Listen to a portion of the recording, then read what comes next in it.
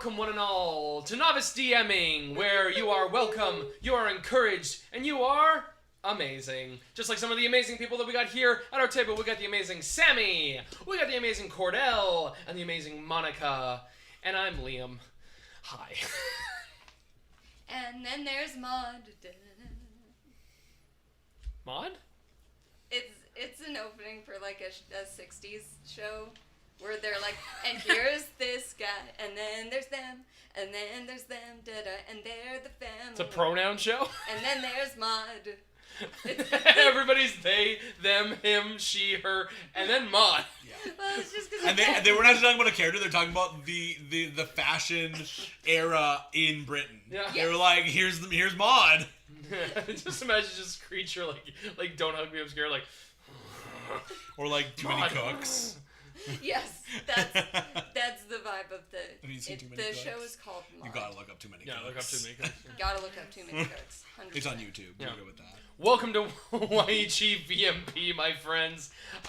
This is wonderful. We've been away for quite a while, so thank you all so much for joining us in this kind of comeback session at the end of the summer. Coming in, announcements really. I've got a couple. First of all, I'm going to be doing one of my very first, I've done professional DMing before, but one of my very first professional Dungeon Master experiences, like as a contracted Dungeon Master here in Edmonton. I'm going to be running some games at Red Claw Gaming, which is fantastic.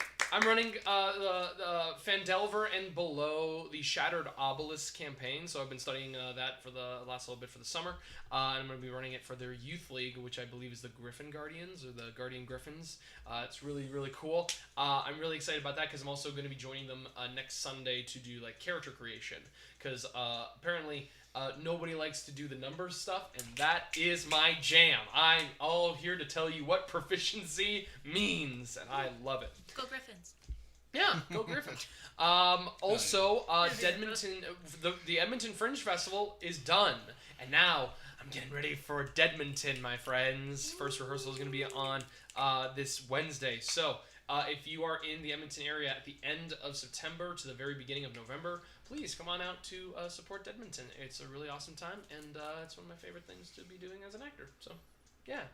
Other stuff. This is just going to be kind of a little bit of an announcement for kind of the space. It's very hot in Edmonton. I think it's like 30 degrees or something like that. Oh, so we got the fan running right now just above us. If you guys hear clicking and stuff like that, it's the fan. Sorry about that. We're going to have fan ASMR. We also have the window open, so if you guys hear any sounds or stuff like that, it's like, that's the fan. It's keeping us cool, and we're not going to pass out at the table. So, yeah, that's... Monika. We had to open the window because my asthma was getting bad of how muggy it was, and I forgot my inhaler. Yeah, so if you guys have a problem with that, I want you to look Monika in the eye. And tell me that you hate me and you want me to pass out from not breathing. Have you tried not having asthma? You know what? I actually didn't think of that. Thank you. Thank you so much. I'll get it on that. I'll tell my doctor right away. I'll be like, I actually heard something really just cool. ask them. Ask your ask doctor your doctor if I can get rid of asthma. That's Ask your doctor if asthma is right for you. Be like, 9 out of 10 maybe doctors don't recommend asthma. The other guy, he's making an industry out I of made it. a mistake during character creation before this incarnation because Liam wasn't there to crunch the numbers, and I accidentally took asthma. Took asthma as a flaw. I took asthma as a flaw. I don't understand why they have asthma under feet. It doesn't make sense. It should be under lungs. Yeah, so you can take a deep breath so you can be the deepest Korean. Thank you. Dungeon Daddy's got a couple of good ones. I just thought it'd be a good quirk, I thought it was just like, this would be like really make my life so much fun and just like interesting to overcome. Keep it interesting, but do something like low key, like my apple allergy. Like I can get around that one. Can you? You should be careful. An apple might fall from a tree and hit you. I just can't eat them. Yeah. So. Okay. Well, you never know. You can discover gravity, but you can't eat it. They told me this incarnation was too much of a Mary Sue, so I had to choose asthma or clumsiness. Two quintessential female character flaws. Yeah, pretty much. Yeah. Asthma or I love when I'm going through TV tropes and it's like female character flaws, asthma. Yeah. Just straight up, you'd be like, oh, that's like the first thing. Her name's Mary. Yeah. Her last name's Sue. And she has asthma. Wow. Nothing bothers me more than I watch a show and I can just clearly see a character just got a very obvious, this is my quirk. And just, or some kind of, something. I can't run 10 feet without trying to collapse. Sucks to your ass, Marky. Or at least my lungs collapsing. Or both. But I mean, straight up, I'm glad we opened the window because I like it when you breathe. Yeah, I was like this, and Kordell grabbed the little thing, and he literally was like this. Do you and want I was me to grab my I should actual step fan? outside. No, I'm good now. Are you sure? Because I have actual fans. I went outside for a second, but I did this, and he looked at me. He's like, "Yeah, it's pretty hot." I'm like, "I'm gonna go step outside for a minute." He's just like, "Yeah, it might get better, it might not, or whatever." I was like, "Yeah," and then I came back inside, and then If you need a fan, just let me know because I got two. One's good, one's garbage. No, I feel better now that we opened a window. And how you treat him will decide which fan he I got brings him out. peanut butter M&Ms. Yeah. Peanut butter or peanut? Peanut. Peanut, sorry. Peanut M&Ms. And now I'm it's going his to favorite. kill you.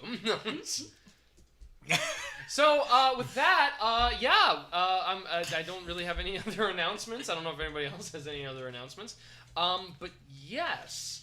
Before we dive into this session, once again, I'm very curious to know what our, what is it called? Our desires are going to be for the session for today. Mine is Find This Child. Do I remember what the name is? No. Keith is going to the name of the child. Keith Martin.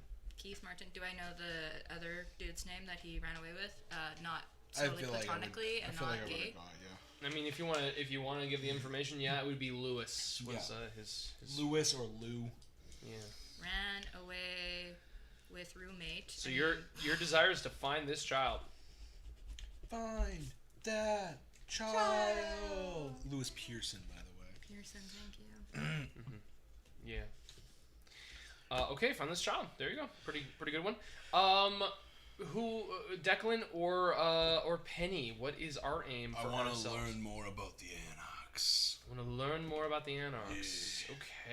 Okay. When it comes to learning about them, just because you're going to a very specific thing, it's just like you like really. I think kind of like where they stand. Okay. I think Sure. More. Sure. Yeah. Yeah. Kind of their like, what's the word I'm looking for? Motives. Like pressing that kind of information. Yeah. The way they move. Learn where the Anarchs stand. Prospects. Love that. Go fast. Great. And then for Penny. For Penny, I don't know how to phrase this as a specific desire, but I know the thing most on her radar right now is the Inquisition. The Inquisition. The ancient. No, the Spanish. Sorry. The Incan Inquisition. The Psychology Licensing Board inquiry into her practices, because that was a big thing last time. Penny was having a hard time. She had a sadistic infliction of masochistic disposition and was causing physical injury to herself due to, I think, a failed roll around just like stress, trying to keep. Well, it was you trying. Sorry, you say what you think, and then I will add. Yeah, I don't remember the actual roles and things leading up to it, but Penny's not doing good, so I'm wondering if there's a way I can make a desire around. Can we get Penny back to baseline? Well, so first of all, the roles My desire is to be sane. The roles you had were basically you had a number of patients that you had for that day, and you had been kind of called out to try and maintain professionalism, or at least you were trying to put that on yourself. You had cut contacts with like Declan in terms of your phone, and you were attempting to hold yourself back from engaging on a personal level with your clients. Yes. And that was what you were holding yourself back from. Like it was literally you breaking your body just to try and make sure that you were not pushing further and down in this. So that was what that was all about. Yes. Yeah. So you're saying you're still looking for a desire that can aim for that? Is that? Yeah. Is there some way to like turn that into a desire?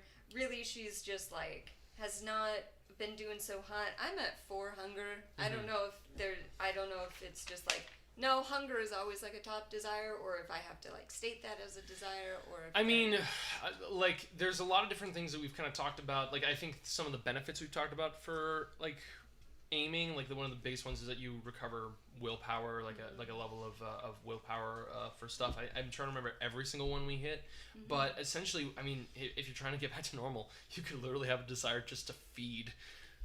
Cool. Genuinely, because that's, I mean, it's the easiest way if you want to, because it's the only way you'll be able to actually slake hunger. If you're looking for other means to try and commit to normalcy, I mean, it just, I would say that it depends on what your standard for normal is. It's like, do I want to be a normal vampire? Do I want to be a normal doctor? Like, what are you aiming for with that? So that would be my question. Gotcha. I think when you phrase it like that, I think the desire is feed. Okay. Yeah. Okay. Yeah.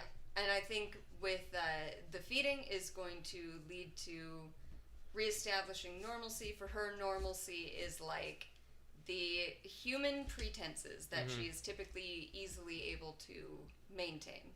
Right. Yeah. There is something that I am going to... I think I'm going to take a quick second here right before we dive in, because I do need to look at the severity of something. I think I want to give you just a heads up on this regarding it. So, yeah, I think it's just going to be important to note this, because I think a big... Yeah, there's a big thing that, like, just because you had mentioned it, I was like, oh, that's actually a good point. I'm just gonna see if I can find it like really quickly here. I won't worry about it at this moment, but I will. I think it's just it's important. Here we go. Okay. This might be the session where Penny snaps and loses a humanity. Just saying. Just putting that out there. You wanna join me? I mean, One of us. One of us. No, I regained mine. Yeah, well, actually, no, I'm down for it still. Yeah. But you know what? I'm rekindling my totally 100% platonic relationship with Patty one step at a time. Because she has 100% a guy named Marcus, who may or may not be in the hospital, as we know. Maybe, yeah. Marcus? Marco. Yeah, it's made by Marcus. He's not made of ice cream. He does scream, though. he is a tasty he? snack, though. Yeah, he is. Yeah, he is. He screams when he gets shot, though. That's what's I scream, you scream, we all scream when a rival gang comes and shoots us all up in broad daylight. Okay, yeah. So here it is. Yeah. So here's one of the things.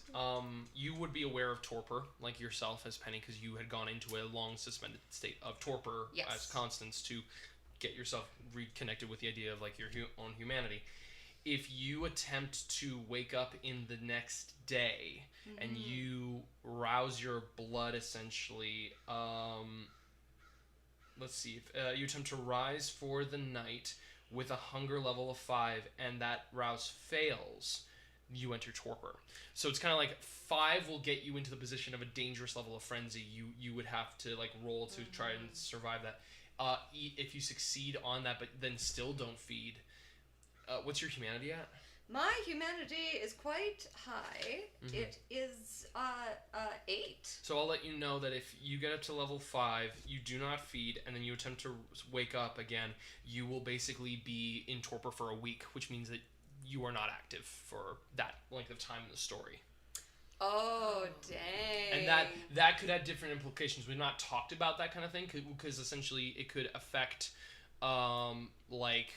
structurally, like if it what is it called? It could affect the idea of like we jump in time to the point where it's like you all miss a week or something because you all are just kind of like laying low or whatever. But that could have serious implications on a lot of ticking clock events potentially. Don't worry, I'll just make friendship bracelets with Patty for a week. It'll be fine.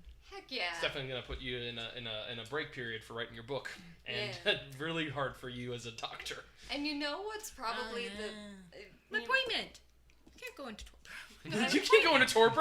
I got an appointment in a few days. He's gonna see you on the 4th. And I made it sooner. And you know what's great and not suspicious at all is like when you are a professional who has like an important career where you need to maintain like a license for your patient's safety and you are actively under review and then you don't show up. So yeah, I think feeding is a good desire to have. Yeah, my desire is to feed. And with all of that, I don't know, does anybody have any questions aside from a recap of what we're going to be talking about from last session? Anything? No, I rolled for my willpower and I got 0 out of 3, so... Yeah, What'd you roll? What do you mean roll? if you were to regain a willpower at the beginning of your session. Oh no, you regain it. You regain a level Automatically? equal of either composure or resolve. Oh. You don't have to roll for it. Well, good thing because I rolled 0. Yeah, as long as it's not I aggravated. got it out of the way, guys. Hopefully. Yeah, if it's superficial, you Nice. regain it. Yeah. So you all good then? Yeah. Yeah. Great. So if that's the case, let's dive into this session for yegVMP.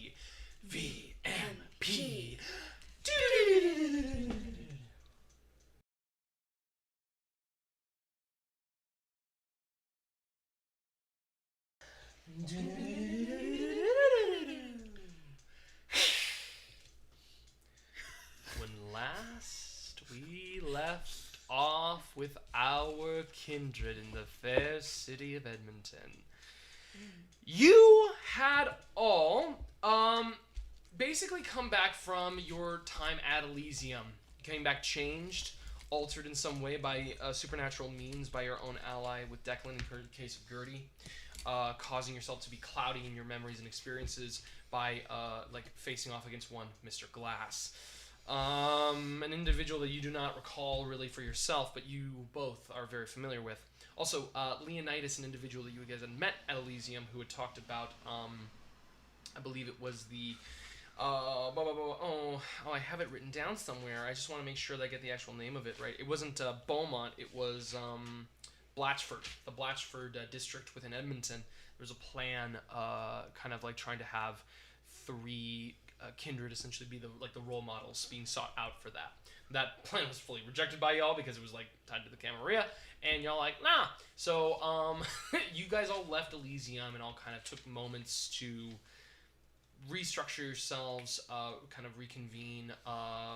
Declan, you had change in your humanity that kind of affected your day-to-day life, but you made coupon books to give to Cass and one to Gertie. One to Gertie as well Yeah. as some stuffed animals, which was nice, and some vampire reading material, which is also very nice. Yeah. Penny, you yourself, I believe, were in the process of communicating with Gertie, as well as also getting a notice from a review board about your practice, and having to essentially you kind of went into that mode of my actions are going to be observed soon, and I have to report on the situations, and I need to restructure a lot of my own existence and how I've been doing things.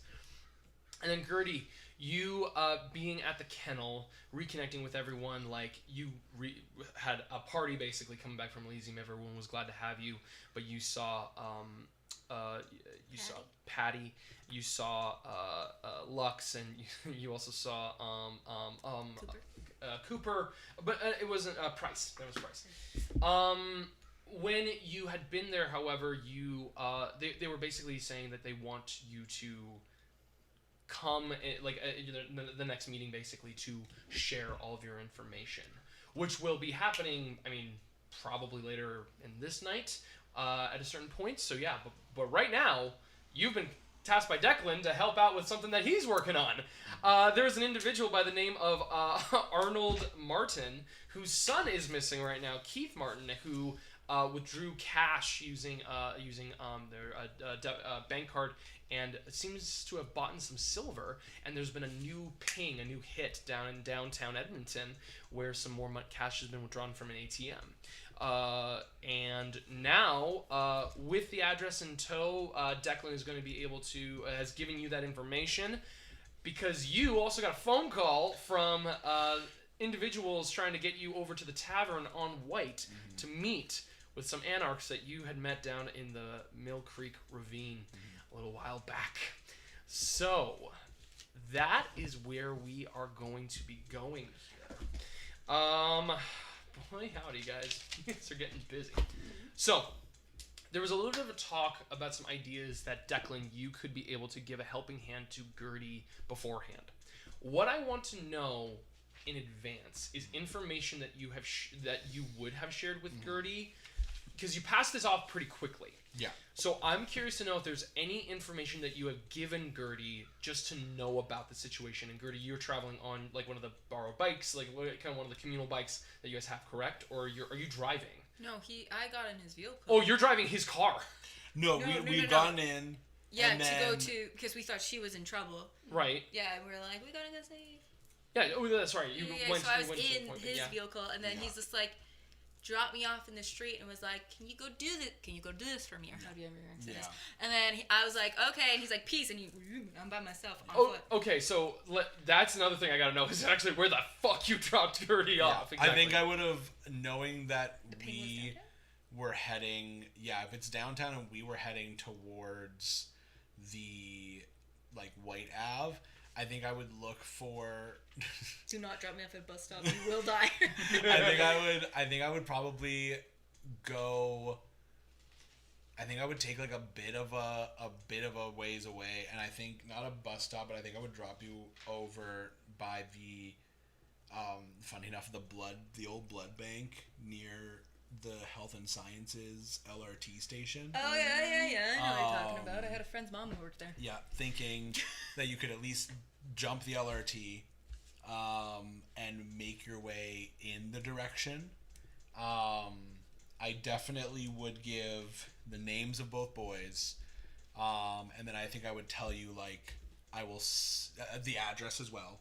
And then I think I would, like, let you know, like, I'm gonna send you some more info, like, on the way. Okay. And then once me and Penny started heading towards the tavern, I would have Penny specifically use, like text my phone, and I would tell her. Oh, you get better at technology. Yeah, she's better than I am. Yeah, I'm like, ah, she's old. And I'm like, wait, never mind. But yeah, She and I knows would more than basically us. just be like the parents, send the parents' names. I would definitely have, like, taken a photo of the photo that the dad had sent me. Thank you, because I was like, And I you would- use, I'm gonna say you use a flip phone, correct? Or you? No, I have an iPhone 6. Okay, so this is one thing that one thing that's very important is, like, I know it's very, like, nitpicky stuff, but the blush of life is a situation that usually happens, like, every kind of hour. We're kind of light with it in terms of, like, the awakening of blood. But I will let you know that in this particular case, because you are so hungry and because your blood is on that higher level, extended periods of you using the phone is going to keep your blood awakening so that your body is pulsing with blood to actually activate the touch element of Declan's phone. I'm just going to let you know that. But continue, please. Yeah, I think it would just be very quickly, like, send the pic to her, parents' names. They were looking for a lot of silver. I'll try to send her more info if I think of any. Okay. and I'm like, ping a ping ping. Okay. So with that, we are going to first focus on you two and the arrival at the tavern. Okay. I think I find a parking space somewhere nearby. Driving down Whyte Avenue streets on a Wednesday night, you're getting kind of like a few... It's not heavy activity at this current moment. You do get a couple people, like, the traffic is more like people getting out of the city than the idea of people really coming in. So you're, at first, being able to flow normally with traffic. Finding parking spaces is, like, fairly easy. You could get street parking if you want to. You could even go to some in-parked areas, like locations. There is a parking lot that is by the tavern. I will let you know, if you drive past it before scoping it out, it is filled with motorcycles. Like, there is a bunch of motorbikes, people hanging out, chatting, old kind of like long scraggled beard individuals like hanging out there, like women bikers like got like kind of like patched up long jackets like on their shoulder, like everything, like they're covered up. You're seeing a bunch of people just kind of hanging out with like biker gear just like on the side, which is like a lot of activity even on like for a Wednesday. But the other thing you're noticing is there's like a couple of people who are standing outside of the tavern that are not really mingling with the bikers necessarily, but they're all just like talking and hanging out. There's quite a few areas to be able to park, so it's just basically all I want to know is vicinity wise. So the tavern, if you want to be closer or farther away. I would definitely be a little over a block away, turning down 107th and 80th Avenue. Partially distance, also free parking. Perfect. And I think I'd pull in, get to a parking spot, a little parking like side road parking. You go right by that. Like that was that a blue, red, and white neon sign spot? I forget what that is. Like some kind of like a car thing. Yeah. I know that street. But yeah, we'd go in.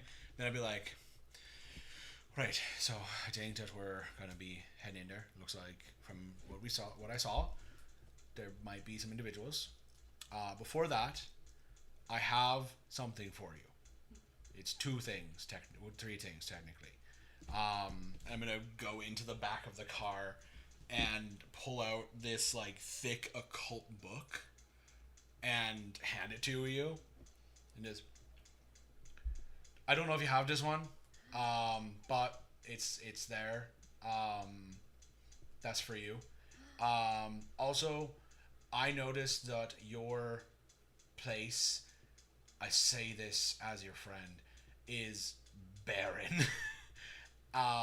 So I got this too, and I hand like the fake flower that I had bought from the store, and be like, it won't die, so it's just there for like a pop of color. But yeah, just wanted that. You can leave it in here when we head in, but just want to do that because I know with your whole situation that's going to be happening with the whole licensing thing, I think this is going to probably be like one of the last times for a bit of time that we're going to be able to kind of be here. So yeah, just wanted to quickly say that. But yeah, we can head out, or did you want to say something, or? Thank you, Declan. This is so kind of you. I should let you know that I'm very hungry. Okay. Right now. And there may be a situation where, depending on how things go, I may or may not enter a state called torpor. I don't know if you're familiar with it. I think I remember being told about it. It's like basically like not the big sleep, but like the medium sleep, right? Yeah, Penny basically fills Declan in, and she reveals a secret thing that I don't know if Declan knows. I know Declan has like looked into Penny, but she reveals, yes, I once voluntarily entered a state of torpor for several decades to escape from my sire. So I am not afraid of entering that state. I'm quite familiar with it. Yeah. However, I'm concerned that if I do enter that state, it will make the situation with my practice all the more tenuous. All right. That's fair. That's just so you know what my priorities are at the moment, and so that you rely on me to the extent and amount to which I should be relied on in this moment at the capacity which I have. Okay. Well, we are heading into a bar. A lot of people. I don't know how the Anarchs work. I don't know if they're going to be at all, even similar at all to Camarilla. But if they have some sort of offer, take it. If not, your whole thing is like sick people, right? Yes, it's the dead and the dying. Luckily, dead includes vampires, but that comes with its own complications. Some people would say alcoholism's a disease, and that it's slowly killing a lot of people. So if you find someone that looks a little iffy in the bathroom, things I think happen, don't kill them. Like, just but a little taste might help out a little bit. But we can cross that bridge when we get there. Yes. Worst case scenario, do I have your permission to knock you out and take you home if needed? Yes. Okay, cool. Yes. All right, let's go. You two begin to leave. Gertie, Best friends. Excited. You're on the street. You're on the streets right now, right? Yeah. All right. You are currently, and you are like downtown, like kind of like downtown. There's an alley, downtown, and you begin to How, like, I'm genuinely curious about in terms of your activity, because you are a person who is aware and has lived on the streets of Edmonton. Like, you lived on here for quite a while. Do you frequent downtown at any point? Do you go downtown at any, like, just when you have any off time for yourself? Of course, I visit because of like the dogs. I usually like see if there's any animals that I need to take care of. I also like anytime that I am downtown, sometimes even like Gertie gets a little concerned over any young people who are, as she was when she was 15 and when she was 15 years old and she was like on the street around that age, and she likes to keep an eye out on kids that are that age, make sure that nothing is bad is happening to them. So she definitely like still has like little connections that she keeps. She's really like, she looks like a big tough person, but she really is a softie on the inside. It's like a lot of tough love. That's what, like, with her and like Price and stuff like that, and like, you know what I mean. So it's like very much similar to the people, maybe not as affectionate, but it's definitely like she does, if she sees something, she does something kind of about it. And so she does have connections with like certain people that they're like, oh hey Gertie, like that kind of stuff. But like for the most part, she keeps to herself, but she keeps an eye out, but also keeps an eye out for the animals and stuff. Okay. So like she's there, people know of her, but they're not, it's not like she like spends all her time there, but she definitely visits to like kind of keep up with certain people and like that kind of thing. Got you. You find yourself in the McCauley area, location, kind of district of downtown Edmonton right now. North of the river valley, like just like slightly, like you're not too deep, like kind of going way up north, but you are finding yourself in this central place of like kind of like getting closer and closer to where ATM ping had happened.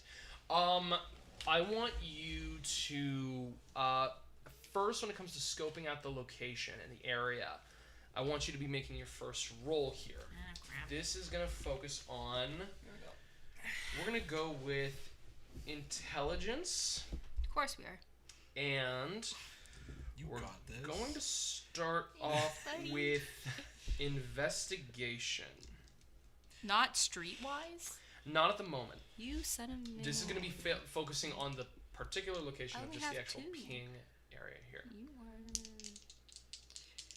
are... Or finance, actually. Finance?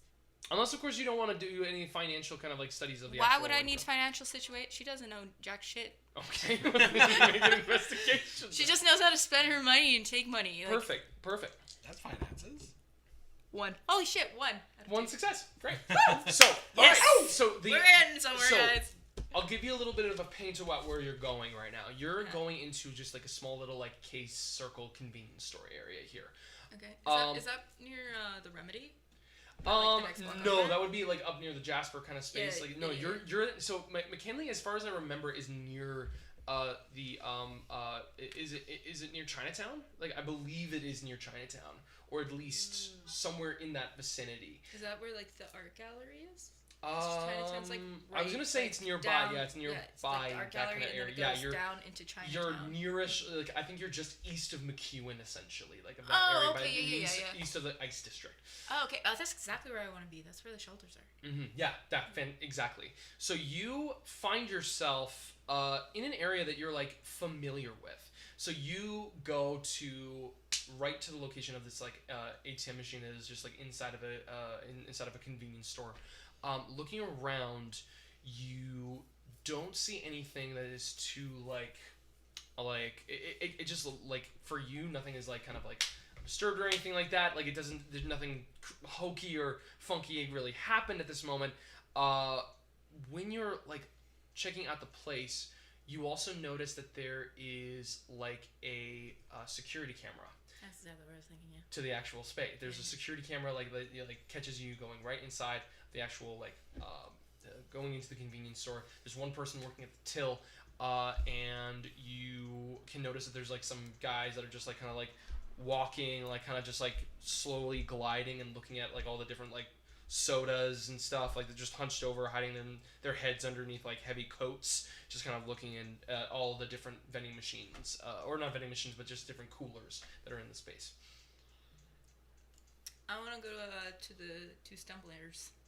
You're gonna go over there? Yeah. Yeah, I'd be like, and I'm just gonna to remember my accent. God, it's been so long. But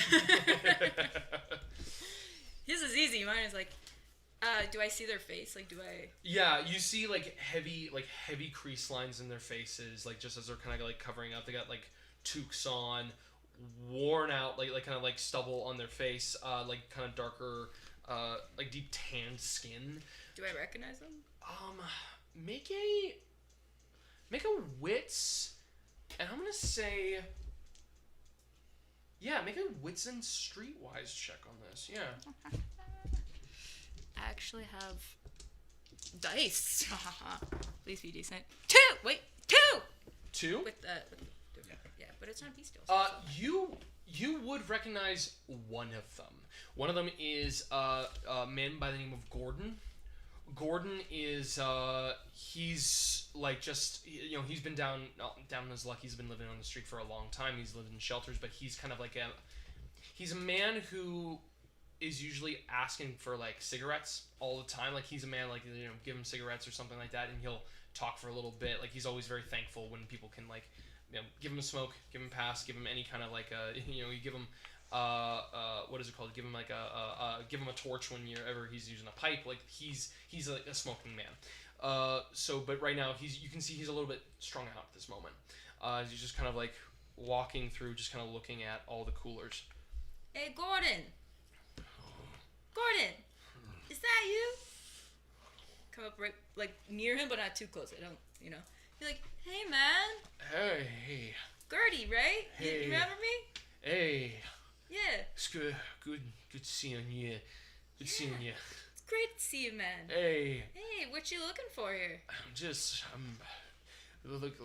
like thirsty right now. You got anything? You got any money on you? I can buy you a drink. I can even buy you a sandwich. Hey, and I'll give you a pack of smokes too. Hey, that'd be great. Thanks. Yeah. I have a couple questions. How long have you been in the area for? Just recently in the last 30 minutes. Oh, I was been walking for about, just been here. I've been like looking around. I haven't seen too many people, just like walking for like all day kind of thing. Yeah, have you been at the Circle K in the last 30 minutes, or outside it, or? Oh, I was. Have you seen? And I pull out the photo. I'm like, have you seen this kid? Do you think? Kind of grabs the phone a little bit, like it's aggressive, but it's just controlling himself a little bit. He's looking. I'm gonna have him roll something here. Remember check. Remember memory. He's like, Yeah. Yeah. Whereabouts did they go? I saw him here. Yeah. Yeah, I saw him here. Which direction did he go? Oh, well, he's in. He came in. It was quick. They walked, and he just you can see that he recognized the face, but he's he's navigationally disoriented right now. He doesn't really clock. Breathe. Ready? Breathe in. Oh, you have a cigarette? You have a cigarette? I'm gonna buy you a pack. I just need you to really think real quick, okay? And I'll buy you whatever you want. Yeah. He's at a certain point. Gordon's just kind of it's thinking, but he's just kind of he's feeling that pressure right now on him. It's okay, buddy. Here. And then I which drink do you want? Do you want some water? You want some pop? What do you want? Holy cow! You gotta. So I gotta coffee. He kind of points at one of those Starbucks frozen Starbucks kind of drinks. Yeah. Here, let me get you one of these, and I'll get you water as well. Keep yourself hydrated. Yeah. Yeah. You start tending to Gordon right here, and you start having conversation about this. And then I look at the guy is the other guy just at the exact same level as him, or is he a little bit more coherent? Other guy is currently just staring into one of the coolers right now. He's a moment where he's just kind of pulling on Gordon's jacket at a certain moment, and Gordon's he's right now at a moment just not really there, but he's pulling on jacket. He sees you and just kind of staring at you, just kind of it's that just kind of silent acknowledgement that you are here, but it's kind of waiting for the promise of sandwiches and cigarettes. Alright, so I look back at Gordon and I'm just what kind of sandwich do you want? Okay. he goes over to like kind of the pre-wrapped sandwiches that they got, like, and he just like points at like just like standard cold cut, just like right there, like one of those like bagged sandwiches, you know, like one of those ones that just like are like the regular ham cheese kind of thing. Yeah, and then I just look at his friend like, you can also get one too. Goes over and he takes one as well. Yeah, and then I'm just like, okay, cool. And then I like bring it up to the front, and I like walk up to the front, and I look at the cashier guy, and I go, "Is it a girl or like?" It's a like middle-aged gentleman. Yeah, right. yeah. How's it going tonight? It's good. It's good. Yeah. Can I get Marbellos? Marlboro. Actually, no. Can I get Canadians, please? Oh, marble? You want Canadian? Sure. Yeah. Yeah. Why not? I'm not. Yeah. Can I see ID? Yeah, I guess you can see an idea like. Gotta ask everybody. Yeah. I get it. Okay. Yeah. Hands you pack of Canadians. And then brings up the stuff, and I like pay for it. I'm like, can I get a bag for them? Yeah. Yeah. Make sure. Paper or plastic? Plastic. Okay. Plastic bag. And I like hand it to them. I'm just like, you take care of yourself, Gord. Okay. And then I look at the cashier. They kind of begin to walk out, and they just like leave the store. Yeah. I look at the cashier guy, and I'm like, I heard that there, and I pull up the photo. I'm like, I heard that this kid was in here using possibly an ATM machine or anything. Do you recognize him? Been about here for 30 minutes ago. What is this about? I don't know. His dad's looking for him because he ran away from home, and I'm just trying to help him out. I don't want another kid ending up on the street. Okay. I need you to make a charisma and I'm gonna say persuasion check. Oh. Persuasion. What is my persuasion? Do I? 1! Ha! I do have some persuasion. 5 in each. No. Come on, please. 1! This individual looks at you and says, I got you treats. Don't do this. Don't do that. You could use a willpower to reroll one of them. Oh, yeah, okay. Wait, did it want to? pass? Did it pass? Well, do you want to? Did it pass? I'm not gonna tell you. Please tell me if it passed. I'm not gonna tell you. Yeah, that's not nice. I'm not gonna tell you. Do you want to use a willpower to reroll? No. Okay. Yeah. He It is what it is. Okay. I got resources. Okay. Looks at you and says, I'm sorry, I can't tell you if Motherfucker. it comes through. I don't know. Maybe like. Can you just tell me which direction he went? I mean, a lot of people kind of come in. I mean, Understandable. it looks familiar, but I mean. He would have used this ATM like 20 minutes ago. I'm sorry, I can't. I'm sorry. Convenience clerk, customer confidentiality. Yeah, it's true. I can't. I'm sorry. Hippo crashing. Both. Cash. Hippo. You know, cash. I totally. Proud of that one? I am. Cool. But you know, I totally understand. I hope you have a good night. I just hope that this kid doesn't end up dead on the train tracks like I know a lot of kids like that. But you know what? You have yourself a great night. Guilt him. Okay, now I'm gonna have you make a manipulation and intimidation check right now, please. Yes, you're more intimidating. Yeah. I am actually. Yeah. Yeah? You're Gertie. I am Gertie. Goddamn last name here. Oh, I don't let anyone know my. I don't even have her Then last there name right. you go. Nobody knows it. Not even myself. Motherfucking Trude. 2 Out of 5 guys. You could use a willpower to reroll all 3 of them. Actually, I kind of do. I gotta fuck this guy. Make him feel bad. I'm gonna make him feel like dog shit. Oh, that was just one. Ah, my fucking god. Oh, 1, 2, 5. You look at this clerk and I'm just like, if he ends up dead on the tracks, it's because of you. I don't want anybody to end up dead on the tracks because of me. Dead on the road, sure, but the tracks? No, I'm sorry. But like you're like, why are you like a police? Like are you like what are you? Who's like asking? I don't know. I am. I'm What sorry. does that have anything to do with this kid being I'm sorry. I asked. There was yes. He came in and he had walked. What is it? He came in. There was 2 young boys and one of them was like very much saying that he didn't want. It was like, no, don't worry about this. But it was just like they kept yelling about like having to get like silver or something, and they were like kept like they did it quickly, and then they walked out. What were they wearing? What they wearing? I mean, one of them had like a dark blue like a hoodie, and then another one was like had like this like toque. It was like a green toque, and then he had like kind of a what is it? Darker, bright green. Dark green, yeah, like an army green. I don't remember the color. Dark olive. I don't As know. long as it's not neon. Puce. Oh, it'd be nice if it was neon, because you'd be like, there it is. It wasn't emerald. It wasn't emerald. It was like that green. He points at a bag of veggie straws, but it's like darker than that. So, Fair enough. I'm sorry. No, that's okay. But which direction did they go? Direction. It was that way.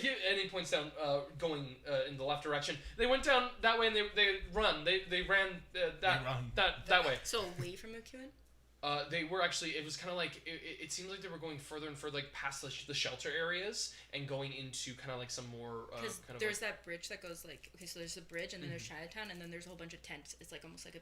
Yeah, I know what you're talking about. It's not past. I was gonna say it's like past Tent. It's like past Tent Avenue. I think it's like kind of the term, but it's just like past through there. Yeah. Yeah. So it's like past that. Yeah, it's through that area and then going into kind of more like the it's not brownstones, but because there's the police station a little bit further, and I feel like they shouldn't head too far, but because if they did, that's actually ballsy as fuck. Well, I don't know. Maybe they didn't want to get hit by the train track, so that's fair enough. Train tracks or police station, take your pick. Mm-hmm. They may have gone north or south. Actually, true. Well. Like, yeah, another person comes in the thing, if you think about it. Yeah, there are 4 directions. His coworker comes up from the back. Like, actually, further saw it intimidates them. Like, where'd he go? I've been in the bathroom the last 40 minutes. I literally just like pull out a 5, slap it on. You're a good kid. Okay. Even though he's like my same age. Good kid, keep it up. Yeah. This cost more than that. Or no, you paid for everything. Yeah, I paid for everything. And then okay, so you just gave him 5. Okay. Like, just, you keep that. That's for you. Okay. Thanks. You gotta. That's you for kept knowing your your alive. greens. And then you leave. And I leave and I like walk that direction. So if they're like going that way, they could have went either Chinatown, police station, south, or like this way. Like they could have went like not that way. So they have the 3 directions. I go to the little. Okay, you're gonna have to make a check a little bit later on here. We're gonna come to you guys. Walking up to the tavern. Yeah. As you are making your approach, like you're hearing like everybody just like the little chatterings of folks like right outside, like from the bikers, and then you see the 2 people that are standing outside having a conversation just outside the bar. Somebody walks out of the door. It's kind of like large individual, like broad-chested, large shoulders, kind of like heavy set. Just kind of walks out and just kind of goes out, just gets a cigarette, lights it up on the side. But yeah, you guys have a clear way walking in. Yeah, I think before we head in, I'll do like a quick scan over all the people outside, just to see if any of them match the guy that I had spoken to, or like any of the small group. Okay. And if none of them match kind of what I'm looking for, I would say number 1 looking for like the main guy that I talked to. But if none of them like immediately match, then yeah, I'll just head over to the door and I'll pull out my ID. Okay. Resolve and awareness. Resolve and awareness. Oh, but I need one. Oh yeah. There we go. That is just 1 success. Just 1 success. Yeah. Okay. Pull out your ID and come on inside. They get scanned. You go into the tavern. You don't really notice anybody. You don't really notice anybody like inside of the tavern that you recognize. It's kind of like people's got their backs to you. You're just like kind of looking through. It's actually kind of like a little bit dead. Yeah. You do notice that the people outside seem to kind of be like looking as you enter in, but you don't recognize their faces. Yeah. I think with that, then I think I'll kind of I'll ask the bartender. Sure. Say, yeah. I had a thought about. You said the 2 runaway boys were trying to purchase a large amount of silver. Yeah. If you're thinking kind of one of the things I was thinking about some certain individuals that are on kind of the outskirts of civilization, that's kind of where my mind went to. I just don't know why that would be. But yeah. There are hunters. True. Yeah, I think I'll head over to the bar and just kind of excuse me. Yeah. I trying to meet with a gentleman. I'll give like a very quick little description of him. Just meeting him here for business. Have you seen him come in at all? Supposed to meet around this time. If not, he might. Nobody's gonna come in. Nobody's gonna come in. Are you? You're Irish? Yeah. We got a reservation. I think like somebody asked for a table to be held for you. Just like points at one of the booths, kind of like farther in, like to like this, like the one kind of like row of booths. I got it a little bit farther in. All right. Yeah. Perfect. I think with that, I'll pull out my wallet and just, if I could just get Jack and Coke and nothing for me. Yeah, just the Jack and Coke for right now. Maybe I'll take something else. It'll make up a drink for you. Passes it off. Has like a server or has a server be able to bring it out to you. Yeah. We'll just head over. I think to the booth then. Yeah. Okay. You sit up in the booth. Yeah, you sit there for a little bit. The two of you. You don't really notice too much. You see a couple people that kind of walk past you. Just kind of like going around. Just kind of going into a like back kitchen space. Do I see anyone who looks like they maybe secretly are dying? Do you want to make a medicine check? That would be. Go ahead and make a medicine, and let's say resolve. Anyone here look like they might have cancer? It's gonna be a high. Is anybody high on meth right now? I have a specialty in diagnostics for medicine. Yeah. And I have 4 in medicine, and you said resolve? Yes. So focus on this. Yep. Excellent. So I'm rolling 7 dice. Sounds good. And 4 of them are hunger dice. 5 successes on this. Fantastic. We love that. We love that for me. That's 3 successes and 4 failures on all my hunger dice. Okay, no bestial failures, right? No bestial failures. Cool. So That sucks. Can't re-roll. you are in a bar on Wednesday night right now. There's a low activity right now. People are just kind of, if they're drinking, they're just drinking after a work day. You're not seeing anybody, like everybody here is looking like a healthy individual as far as like smokers on a Wednesday night going to a bar out could be. But yeah, you just kind of get a smell of like secondhand smoke. Nobody's dying of cancer today. So you're just kind of, you just like, They do say that smoking slowly kills you.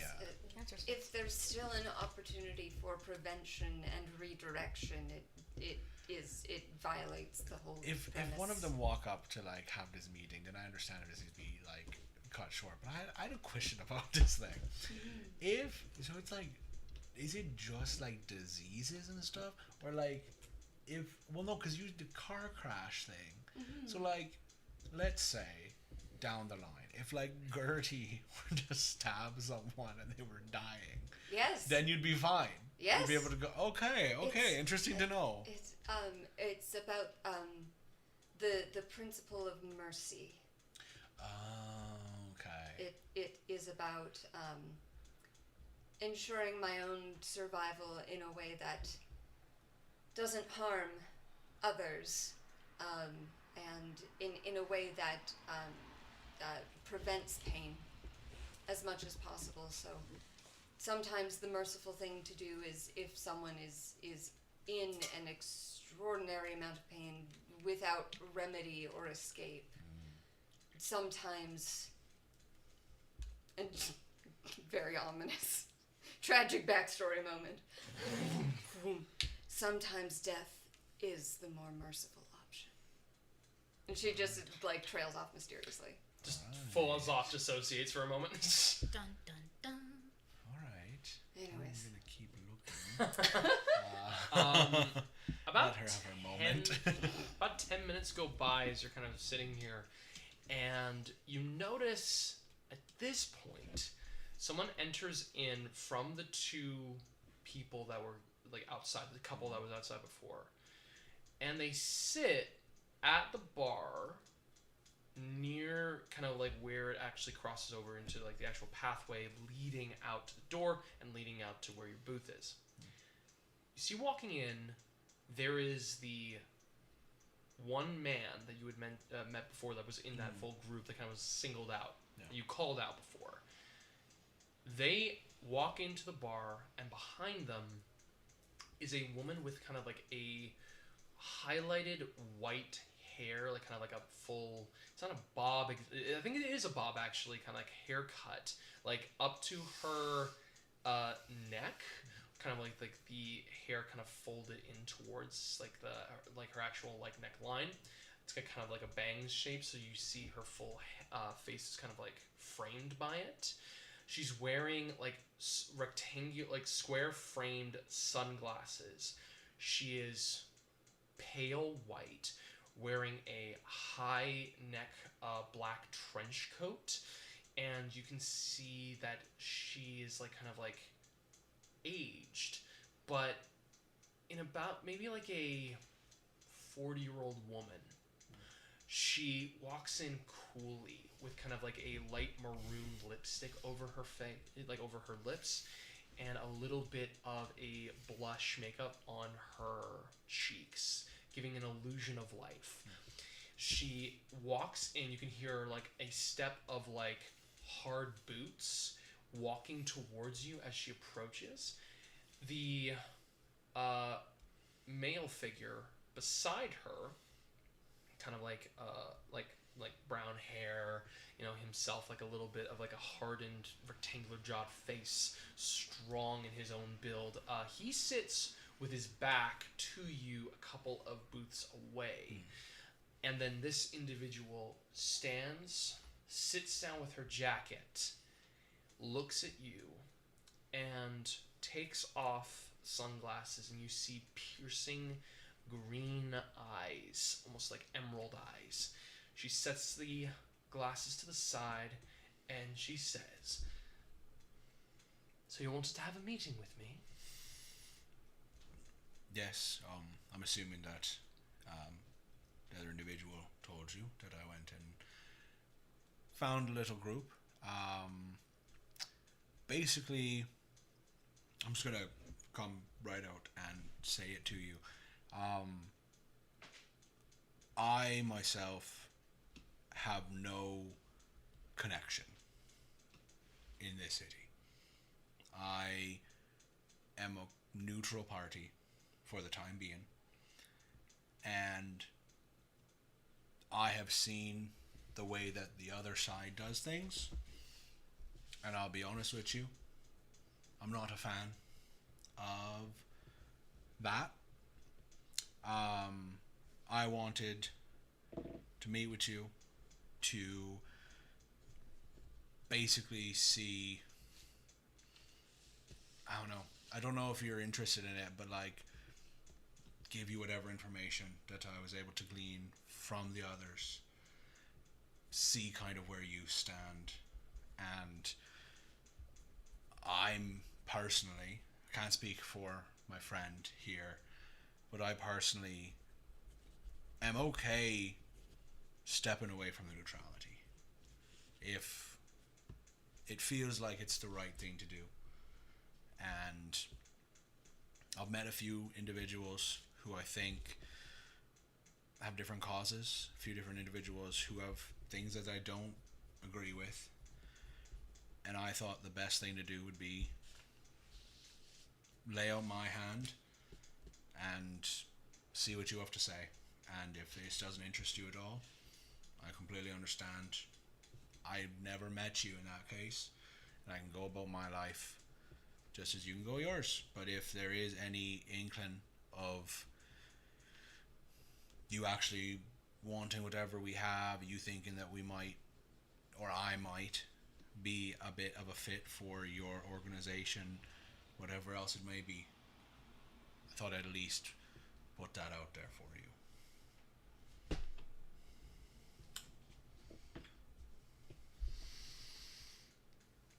When you mentioned that you don't have any connections, but you seem to have a connection sitting with you right here.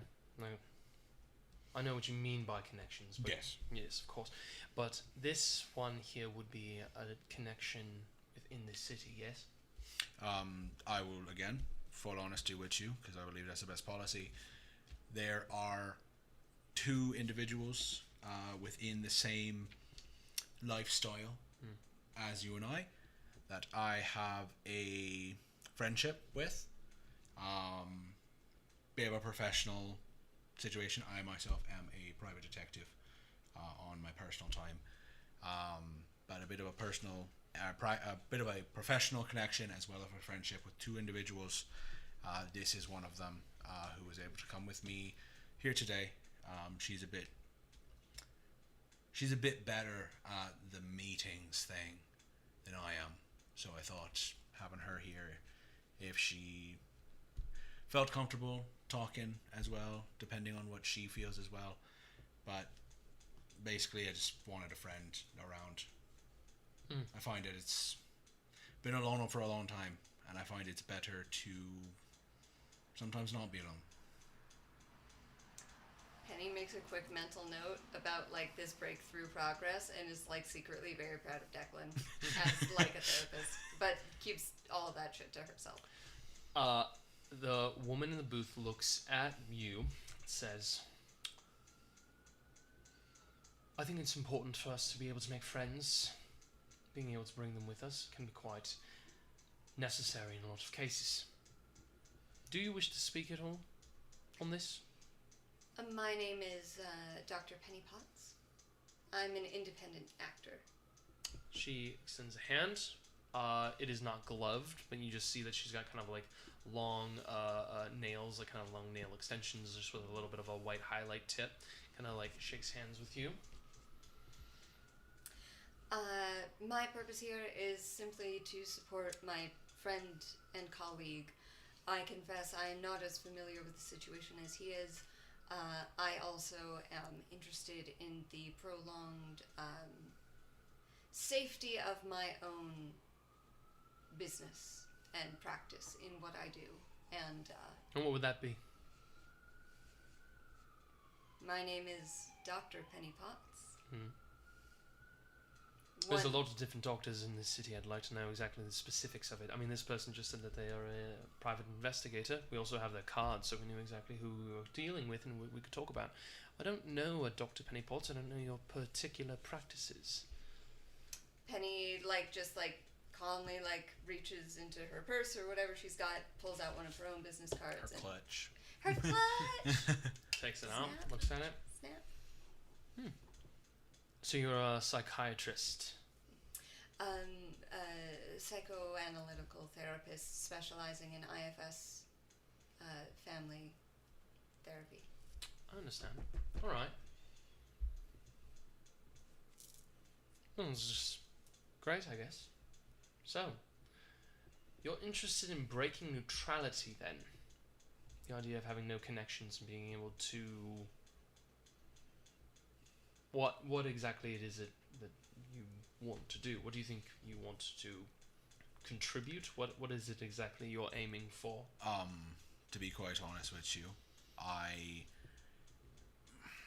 I've only been in the city for a few years. I'm originally from Ireland, but most of my life I lived in Boston. I got a bit of a taste for how things were at least run in that situation, knowing there are borders, there are places that are under certain management, so to say, and different groups have different wants. And once again, I personally, we'll say organization, I don't know much about you. You know more about me. I'm definitely coming into this at a disadvantage. I want to partially know more about all of yous and what exactly you want in this city, because I have learned a bit about what the other people want. What exactly have you learned?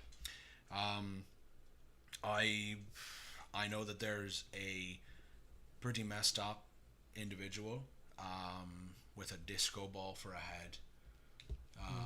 One Mr. Glass. I had a run-in with of him. course.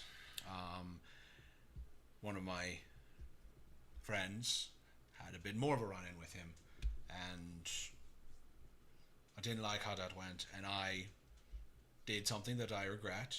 Try to help them. Let me spare the situation here. I don't need to hear about what your regrets. That's what her job is, I'm assuming. I'm Fair more enough. interested in knowing how you came to meet this Mr. Glass in the first place.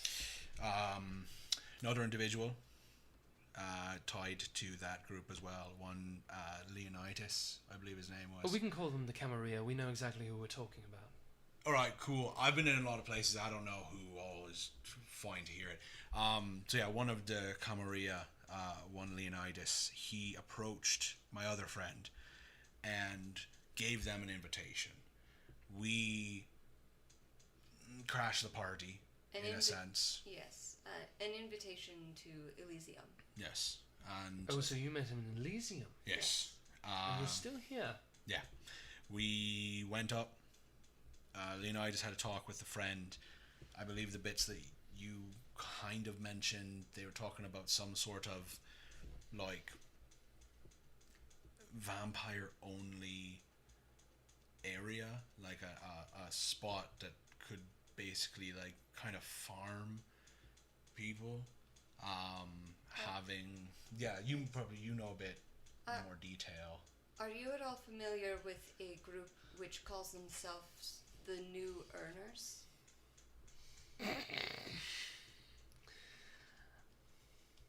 No, I'm not familiar with that. It's a pretty fucking stupid name. It sounds very silly. Not many people necessarily carry a group name of that level. It's Yes. very interesting. It's very new money. Yes, no, it feels like that. No, I'm not familiar with it, but I am familiar with the name Leonidas. That name I am familiar with. It's an individual that has been, making a lot of connections within the city for quite some time. Yeah, I don't know what's going to happen with him. He got taken away after we were done with him. It surprises me to know that one of your own personal friends would be someone who's connected to that in some way, or at least taking an interest and a liking to him. Basically what it was is they happened to meet in the streets, and she didn't do what he asked her to do. She was able to resist his compulsion. yes. That made him interested, gave her this invitation. She didn't want to go, but we thought we can get information at the very least, see what happens. Again, we went up, learned about this weird area, this kind of new... The New Earners have a plan to essentially build an insulated building complex. like a self-sustaining place. Self-sustaining sort of complex where they could essentially harvest. Like a full building is what they're trying to do? From kind of, at least as best as we could understand from it, they were looking maybe like a community or something, but like I think they were saying like 3 or 4 kindred per these set. Like they were trying to find, I guess, a new way of farming vitae. But yeah. Have you ever seen the movie The Punisher? Came out around 2012. What significance does that have to this? Just as Leonidas was describing his plans for this cell block complex, it very much carried overtones of the living quarters situation in the movie The Punisher. A certain sort of domicile which they could put under control and isolate certain segments of. I think another thing that also my friend's saying, another movie that you might have seen that's like this is the movie Dread. Alright, so But yeah. we're not here that for a one. cinematic Dread. situation. Yeah, sorry. We're in That's a the film one. study at this Yes. moment. This friend of yours that resisted his compulsion or discipline, where are they right now? So like I told you, I'm a private detective. I'm currently working on a case of a missing kid, and because we had this meeting, I didn't want to be rude and not have this meeting or cancel. So I sent her to try and find the kid. Gave her some kind of information. She, what's our beastie clan? What are they called? Gangrel? The Gangrels. Yeah, she's like that, little bit of a bloodhound. So I thought maybe she can help me find these kids, at least get some more information on it so I could get them. But again, didn't want to postpone or cancel this meeting because I do believe that this is important. So that's where she is currently. So she's somewhere in downtown area. Now, our other friend was not in the least bit interested in assisting Leonidas and the new earners with this plan, which is what led to a disagreement that required Mr. Glass to get involved. Leonidas was, I believe, considered to be much more at fault, and whether or not he still has any sort of sense of self or reality is something I am uncertain of. So once again, he was taken away after the meeting. He came at our friend. I wiped his memory, and then Mr. Glass, I guess, saw this as some sort of like failure on his part, and they took him away, and we walked out of the building. Interesting. Yes, Very interesting. you know how the Camarilla hates their public tiffs. That I do. She looks over you both for a moment.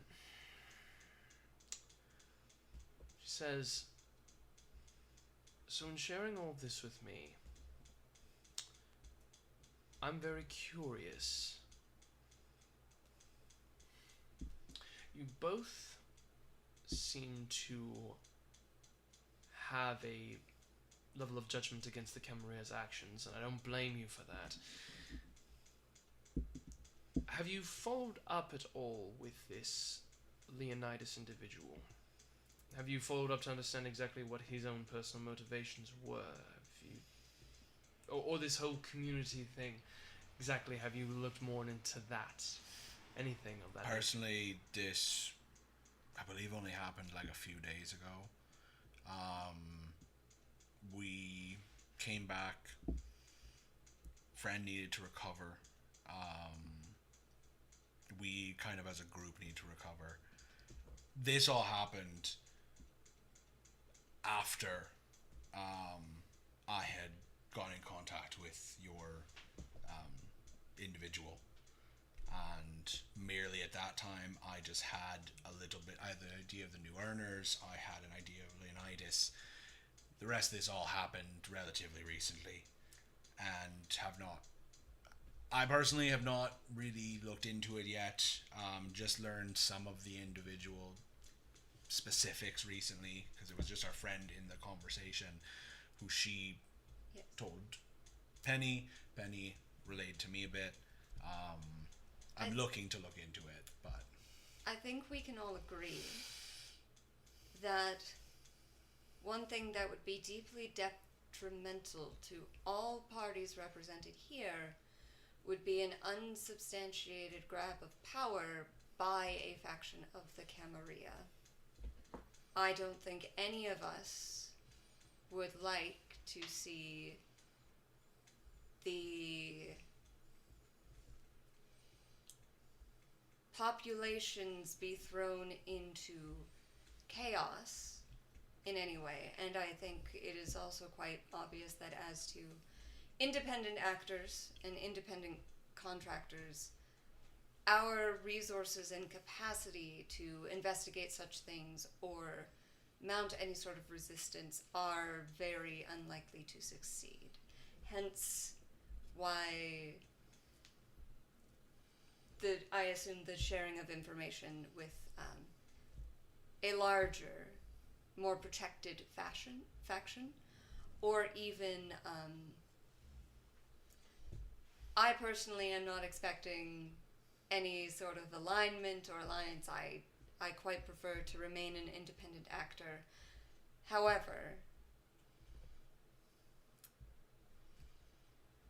if things can be prevented before they get to a more sort of dangerous tipping point,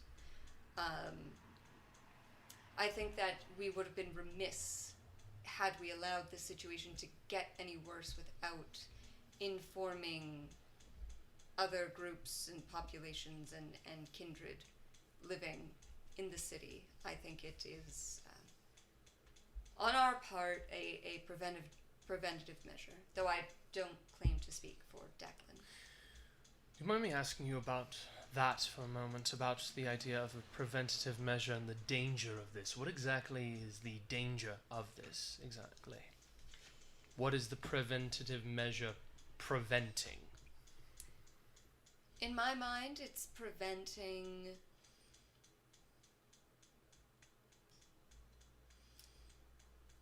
a power grab on the part of the Camarilla, hoarding of resources.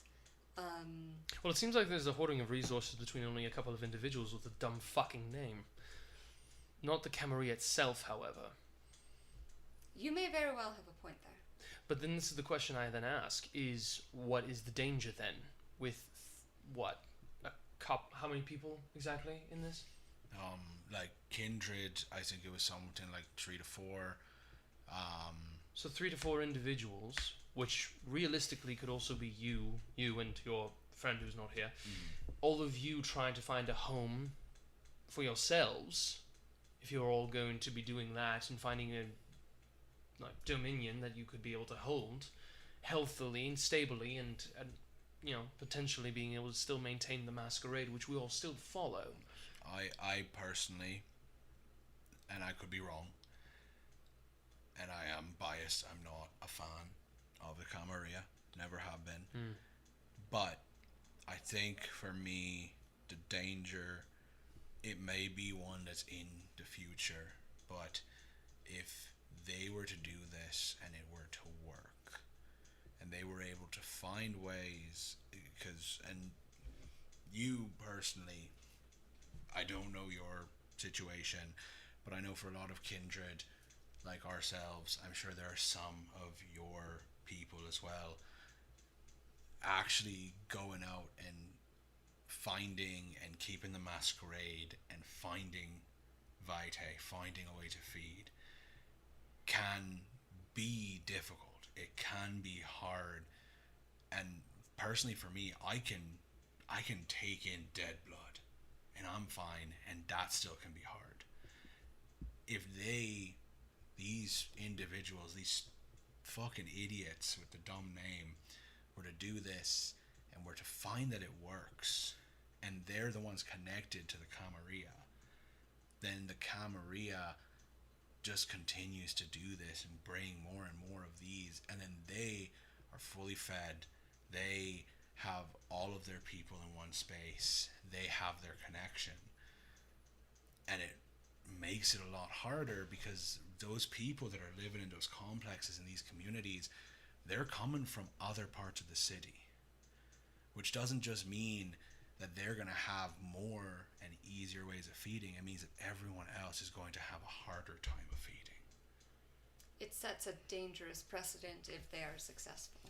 So you're thinking that the danger here and the concern is that they're hoarding an entire populace of humans to be able to be exclusively for themselves and not sharing with the rest of us. That's at least as far as I understand, that was kind of the idea behind it. But again, this is coming from someone who has, much like my friend Penny here, been an what did you say? Independent actor. I don't know how it works with all the groups. I don't know if there's an uneasy truce in the city or what. I just know that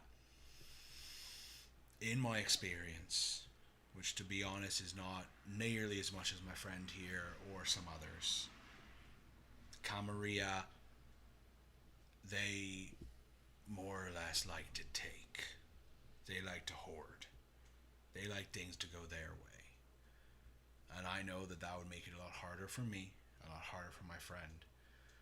And coming to you, it might make it harder for you. It might make it harder for your people. And honestly, if this meeting just ended and we went our separate ways and all you had was the information, honestly, that's enough for me. I believe that when I have a slight leaning towards one side or the other, I like them to have information. If I have it, I can give it. That's basically what my career is right now. I'm able to find stuff out, give it to the people who need to know it. I felt like you needed to know it.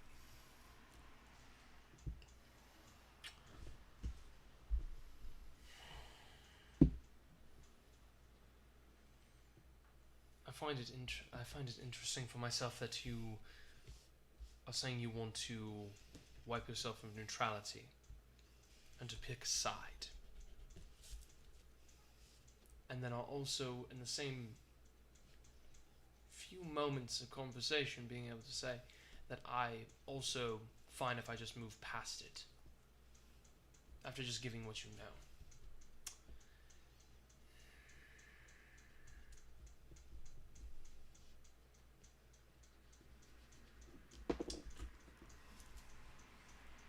I want you guys to roll a check right now.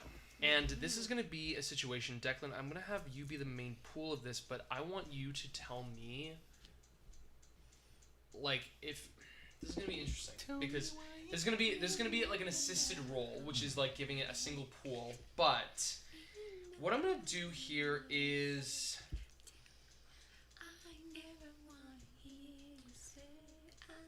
I will say you can roll 2 dice to add to his roll, so you can roll 2 dice. Okay. Just not hunger based. Cool. Actually, because you are pretty hungry, I'm gonna say 1 hunger. Okay. 1 regular, 1 hunger. Okay. So 2 dice added. Alright. You are gonna roll. I'm gonna say it's going to be sharing up this information. I'm gonna say you're gonna roll composure for a social check or charisma. Social composure or charisma, and I will say sharing a lot of information.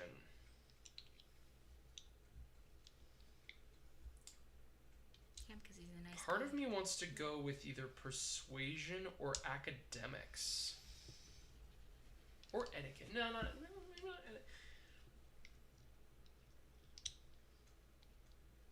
Persuasion or academics? I'm gonna say persuasion. I'm gonna roll persuasion, and charisma or composure. Here's the trick, though. The success on this is gonna be 5, and I will tell you why it's gonna be so high in a moment. Go ahead. Okay. I rolled my 2. Okay, got it. Okay. What did you get on your 2? I got a fail on my hunger die, but a success on my normal die. Okay. 1 success added to this. What'd you get? 4 successes. 4. So that's a total of 5. Yeah. The reason that this is a success of 5 is because of something you guys have established, is the idea of keeping your own separate, like kind of keeping yourselves in your own centered spaces. Mm-hmm. Not being enveloped in the actual concept of being like, we're a part of this. Mm-hmm. What this person says, this woman, as she looks at you both, she says, there is a tremendous amount of value in simply knowing and observing things and being able to find the circumstances and, being able to inform people about this. However, I am skeptical, or at least I was when I was told about this, because being an unclaimed kindred is not necessarily something that I personally like either. It's not necessarily because independence is a problem I have, it's because I think that in the moment we're needing to band together more than actually being separated on our own. However, I also see that it might be able to help keep the level of neutrality, although I can clearly see from you it is not neutrality, alive and well, so that nobody can be able to trace you into the actual organization.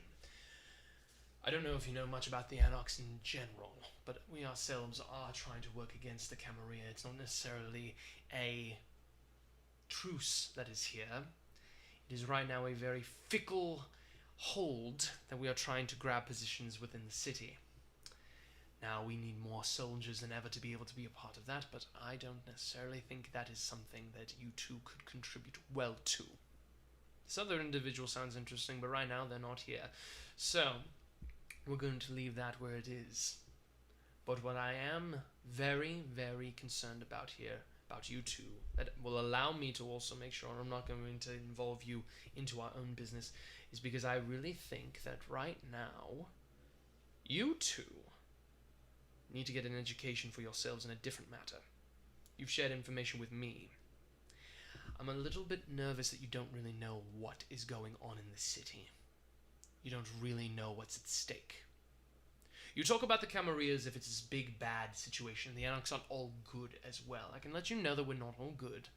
And I can let you know that at this moment, if I could find a way for us all to be able to have the proper feeding protocols, for us to all be self-sustainable and helped, then I would personally feel that that would be best. So that's not necessarily a problem for kindred communities. For all of us to have our own particular dominions, that's important. I have my own dominions that I hope I don't see any of you being able to cross into my areas of feeding. That's not a problem.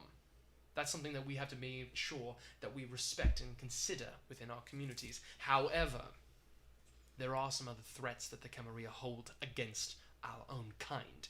When I say our own kind, I mean kindred as the whole within the city. I want to ask, how many kindred do you know in this entire city? How many of them are you aware of? What communities, what factions, what groups, what are you aware of in this city? What is the life that you know for us kindred? What is it?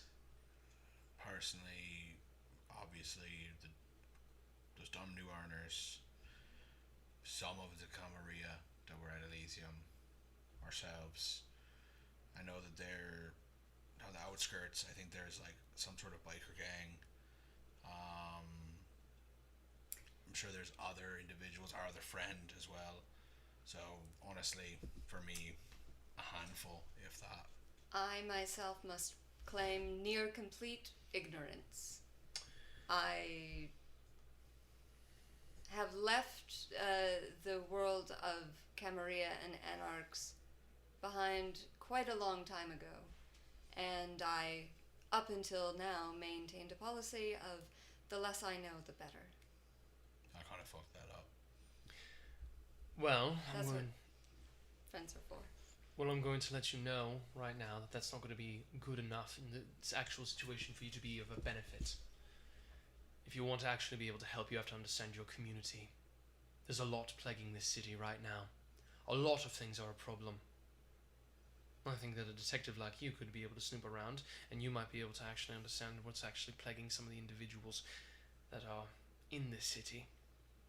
No, I'm not going to share every single thing that I know, but there are some community things that you're going to have to get to know, and I would recommend that you dedicate yourselves to actually asking yourself what your community needs, because the only way to fight against the Camarilla is to get down to the dirt with the rest of us, and not put yourself on the higher ends, the high-rise buildings like they do. That's the first step. I'm going to let you know that I'm not going to be able to be grabbed until I can actually know that all of you actually care about the community itself. If you try to contact us and I schedule a meeting like this, where we are going to basically be just talking again about some stupid fucking name of a group or people that I already know are a danger and I have actual tangible reasons to believe they are, but don't have anything solid, then I'm going to be very upset. And when I'm upset, I feel a little bit threatened. So I'd recommend is making sure that you actually ask what our community is made up of. And then maybe you can actually figure out exactly what the threat and the danger is. Not just the idea of exclusivity for blood. Maybe something else. Are you aware of any current hunters? Hunting groups? Young men collecting large groups of silver? Young human boys who steal their parents' credit cards and go to every pawn shop in the city, gathering up every antique that they can find? I want you to please roll a wits and Connection. I'm gonna say you can choose either subterfuge or insight or intimidation. Ooh, okay. Wits with either subterfuge, insight, or intimidation. We're gonna roll wits with an insight. And that's 6 dice. Woo! Okay. Okay, that is 3 successes. 3 successes. 3 successes on that? Mm-hmm. Interesting. This person looks at you, says, "What a very specific thing to ask. I personally don't know if I'm the right person to ask about, but people that I do know that have to deal with this kind of activity, I recommend you start looking for the White Rose." She takes her sunglasses, puts them on. Thank you for your time. Vivian Thank you, Vivian. steps up and walks out. And that's where we're going to take our break. Hell yeah. We're going to be right back, guys, to see what's going on with Gertie right now. Going right on downtown. See you in a bit. I have plans. Downtown. Alright, I gotta do this.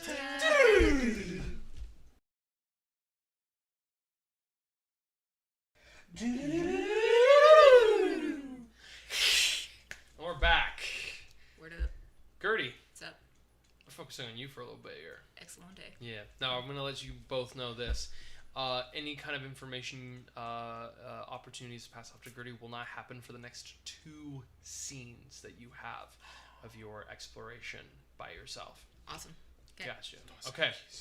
You are going down through the tent sheltered area of Chinatown, just near past where you were Right guided. after. Yeah. Yeah, right across. Yeah.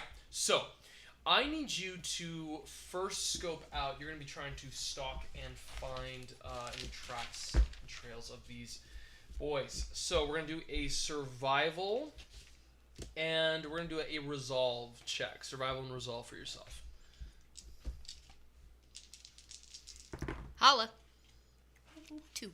2. Okay. I'm going to make a contested roll here right now. Why isn't it streetwise?